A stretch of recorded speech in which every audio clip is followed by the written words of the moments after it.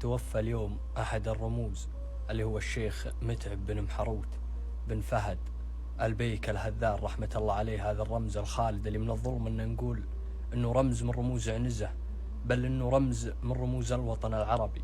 يوم كان بالعراق وكان الأمر بيده ورجال مقلط عند صدام حسين ويامر، ما رد كل من نصاه.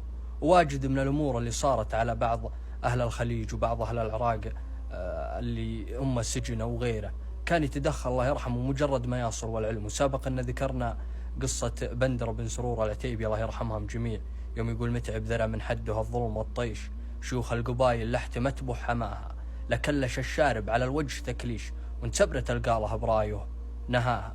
فمثل هذا الرمز الله يرحمه يعتبر رمز خالد طال الزمن ولا قصر. فواجب علينا ذكر هالشخصية للأجيال القادمة. هالشيخ متعب الله يرحمه يعني رجال يشرح عليه كل طيب، مو هو بس العنزي، لأنه رجال عليه جلال ويعرفون أبوه، بس أبوه محروت تاريخ كامل وجده فهد، ومن الهذال إخوان بتلة. الرجل اللي صار عليه جلال تطمع به الرجال، مو هو شرط ربعه بس، من كل مكان يجون لأنهم يسمعون به ويدرون هذا مقدم عرب. فالغلطة محسوبة عليه، والطيبة يشوفونها الرجال واجب لأنه براس عيطة هرم هذا يعتبر. فالشيخ متعب الله يرحمه كل سوالف الله يرحمه فك مساجين وسوالف طيبة يتمنى يستمع لها كل طيب، مو هو بس العنزي.